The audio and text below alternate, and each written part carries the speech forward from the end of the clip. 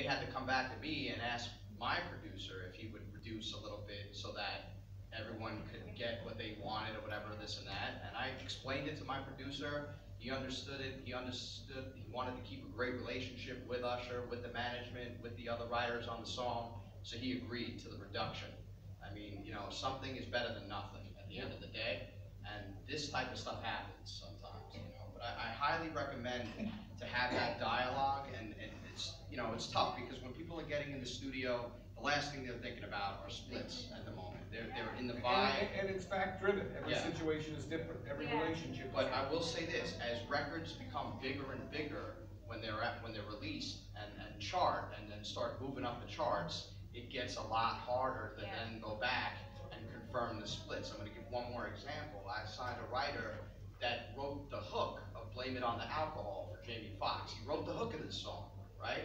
But he wrote the hook on another producer's beat, and that beat ended up not getting used for "Blame It on the Alcohol," but that producer put a claim in and then was able to get a piece of it because my client wrote the hook over the rhythm of his beats, which, I mean, it got real technical, and that song ended up getting held up. As big of a song as it was, nobody was able to get paid on it for almost over a year and a half, because there ended up being 13 songwriters on the release, on the song, and nobody was agreeing to the splits, and the bigger and bigger the song got commercially, and you know, I think it peaked at #2 on the Hot 100 singles charts in America. It gets harder to then confirm the splits because people want more of it because it's more money. So it's very dynamic now, the places where people can consume music, from my iTunes store to the music app for Digicel, YouTube. It's all over the place. How do you manage those different platforms? So legally, and in a structure that we just discussed, how are you able to manage and monitor the use of people's intellectual property and then generate the income that they deserve from those uses, the various uses of the music? Well, I think it would be good to just do probably the publishing income streams. So to start with, you have the streaming, of course, and record sales and permanent digital downloads.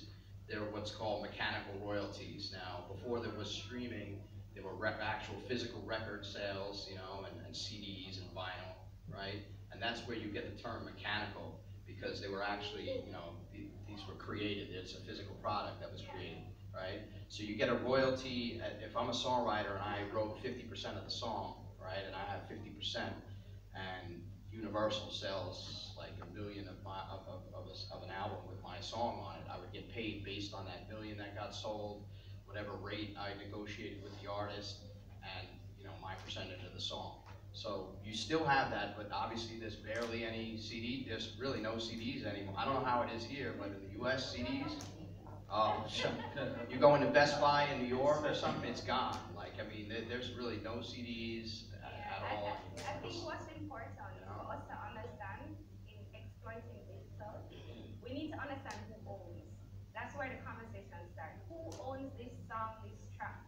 Digital, as I found it interesting what Shaggy said earlier, that the internet is this new marketplace where, you know, as Kemar was saying, especially for new artists, you don't feel stifled that, I don't know somebody in Jamaica, I've never traveled on a plane. You have the internet now that opens you up to this global marketplace.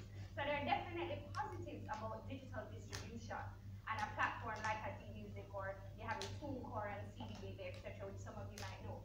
But to really benefit from those platforms, you have to understand these rights that these guys are talking about, and you have to understand who owns the different rights. Because what happens to really be able to benefit from the platform is you need to make sure you have the rights that I can then distribute and be able to publish on my behalf. So even with a song, even like Kemar's catalog, you need to make sure that every song may be even owned by different people. And so that's the kind of thing that as artists and players in the industry, we need to start understanding a little bit more so that we can benefit from these platforms. And so why Digicel decided to go down this road is we honestly wanted to give our own people, not just Jamaicans, the Caribbean, the opportunity to be able to offer their work on a Caribbean marketplace, a Caribbean digital marketplace. You know, there are iTunes and Spotify that can get very noisy with a lot of sound. And the benefit for this is like all of them were speaking about earlier, you may be huge in Jamaica and not in Europe. But R&B music is your Jamaican people and your Caribbean people who are looking for that huge one and know there's a way for them to purchase. They don't need a credit card. They can use credit. They can purchase it and they can get access to your music. And it's an easier way. And